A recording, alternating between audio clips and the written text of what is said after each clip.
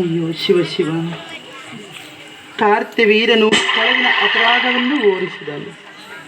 ಪತಿ ಪೂಜೆಗೆಂದು ಜಲವನ್ನು ಹೋದರೆ ಏನು ಮಾಡಿದರೆ ಫಲವಿಲ್ಲ. ಹೋಗಿ ಕ್ಷಮೆಯನ್ನು ಬೇಡುವೆನು.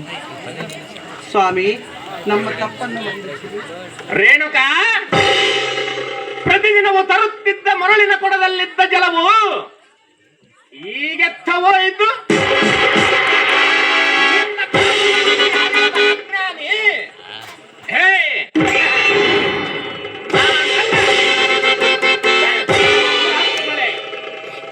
ಖಾಲಿ ಕದರಿಯನ್ನ ಆಶ್ರಮದಲ್ಲಿ ಸಿರಿ ಸಂಪತ್ತು ಅರಸತ್ವ ನಾನೆಂದಿಗೂ ಬಯಸಲಾರೆನೆಂದು, ಸಿರಿ ಸಂಪತ್ತು ಅರಸತ್ವ ನಾನೆಂದಿಗೂ ಬಯಸಲಾರೆನೆಂದು ಪ್ರಮಾಣ ಮಾಡಿದ ನಿನ್ನ ವಚನ ಈಗೆತ್ತವೋಯಿತು. ಪತಿವ್ರತೆಯೇ, ಈ ಪತಿಗೆ ತಕ್ಕ ಸತಿಯೇ, ಸುಖದ ಸುಪ್ಪತ್ತಿ ಎಲೆ ತುಪ್ಪದಲೆ ತುತ್ತೆತ್ತೆ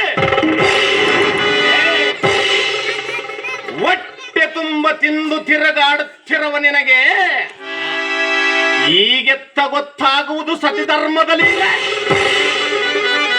ಸತಿಧರ್ಮವನ್ನೇ ಮೀರಿ ನಡೆದ ನಿನಗೆ ಈಗ ಎನ್ನ ಪಾದ ಮುಟ್ಟಲು ನೀನು ಅರ್ಹತಳಲ್ಲ.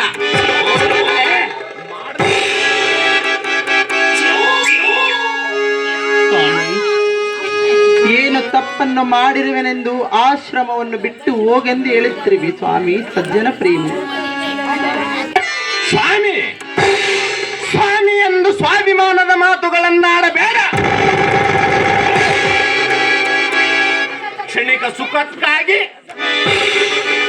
ಕ್ಷಣಿಕ ಸುಖಕ್ಕಾಗಿ ಮನಸ್ಸೋತು ಸತಿಧರ್ಮವನ್ನೇ ಮೀರಿ ನಡೆದೆಯಾ?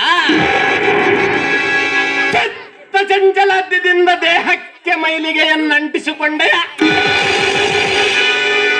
ಮಹಾಜ್ಞಾನಿಯಾದ ಯೋಗಿವರನ ಕೈ ಹಿಡಿದು ಸಾಧ್ವಿ ಶಿರೋಮಣಿ ಎಂದೆನಿಸಿ 3 ಮಕ್ಕಳ ತಾಯಿಯಾಗಿ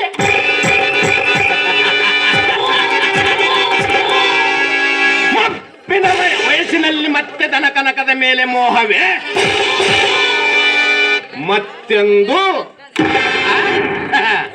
ಮತ್ತೆಂದು ಅವುಗಳ ಮೇಲೆ ಆಸೆ ಪಡುವುದಿಲ್ಲವೆಂದು ಪ್ರತಿಜ್ಞೆಯ ಮಾಡಿ ಮತ್ತೆ ಮೋಹಕ್ಕೆ ಬಲಿಯಾದೆಯ? ಸ್ವಾಮಿ, 3 ಮಕ್ಕಳ ಆದ ಬಳಿಕ ನನಗೆ ಯಾಮೋಹ ಬಂದಿತೆಂದು ಕೇಳುತ್ತಿರುವೆಯ? ಸ್ವಪ್ನದಲ್ಲಿ ನಿನ್ನನ್ನು ಹೊರತು ಬೇರೆ ಅನ್ಯ ಪುರುಷರನ್ನು ನಾನು ಕಂಡಿಲ್ಲ ಸ್ವಾಮಿ. ಸಜ್ಜನ ಪ್ರೇಮಿ. ಶಿಕ್ಷೆ ನಿನಗೆ, ಶಿಕ್ಷೆ. ಈ ಮಾತು ಹೇಳಲು ನಿನಗೆ ನಾಚಿಕೆಯಾಗುವುದು? ಎನ್ನ ಮನದಾಸೆಯನ್ನು ನಿರಾಸೆ ಮಾಡಿದೆಯಾ? ನಿನ್ನ ಮುಖವನ್ನು ನನಗೆ ತೋರಿಸದೆ ತಕ್ಷಣ ಇಲ್ಲಿಂದ ಹೊರಟು ಹೋಗು. ಅನುಸೂಯ,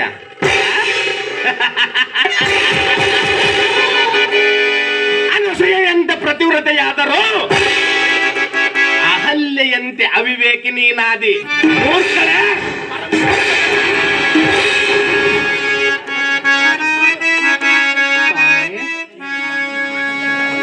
ಯಾವ ತಪ್ಪು ಮಾಡದ ನನಗೆ ಇಂಥ ಶಿಕ್ಷೆ, ತಪ್ಪು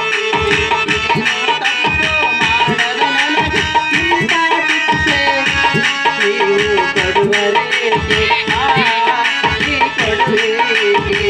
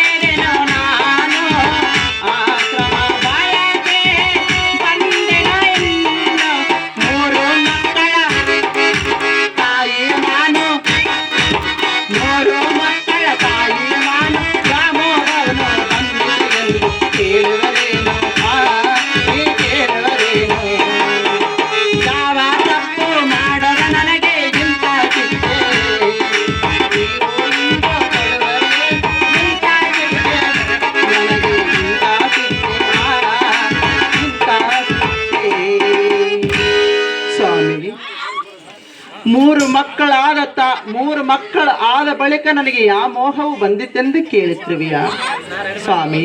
ನೀನು ಯಾವ ಶಿಕ್ಷೆಯನ್ನು ಕೊಟ್ಟರೆ ಅನುಭವಿಸಲಿಕ್ಕೆ ಸಿದ್ಧಳಾಗಲುವರು ಈ ರೇಣುಕ. ಸ್ವಾಮಿ ಸಜ್ಜನ ಪ್ರೇಮಿ. ನಿನ್ನ ಅಪವಿತ್ರವಾದ ಕೈಗಳಿಂದ ನನ್ನ ಪವಿತ್ರವಾದ ಪಾದಗಳನ್ನು ನೀ ಮುಟ್ಟಬೇಡ. ಆ ಯೋಗ್ಯತೆ ನಿನಗಿಲ್ಲ. ಕೈ ಹಿಡಿದ ನಿನ್ನನ್ನು ಮಹತ್ತರವಾದ ಸ್ಥಾನಕ್ಕೆ ಕರೆದೊಯ್ಯಬೇಕೆಂದುಕೊಂಡಿದ್ದೆ. ಆದರೆ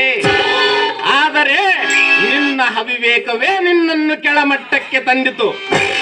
ರೇಣುಕಾ, ನಿನ್ನನ್ನು ಸತಿ ಎಂದು ಇನ್ನೊಂದು ಸಾರಿ ಮನ್ನಿಸಲಾರ.